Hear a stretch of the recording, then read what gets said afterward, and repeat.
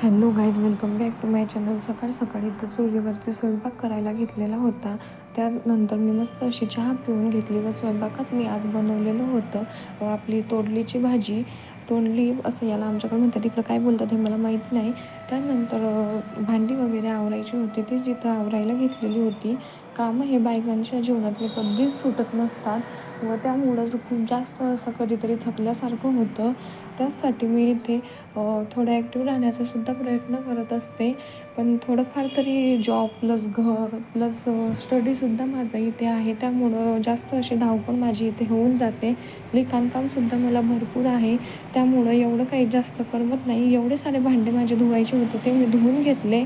त्यानंतर दूध वगैरे तापवायचं होतं म्हणून ते तापवत ठेवलं व ते झाल्यानंतर लगेच आम्हाला जायचं होतं थोडं बाहेर, म्हणून मग बाहेर गेलो. काही सामान घ्यायचा होता, तोच घेऊन घेतला. Thank you for watching.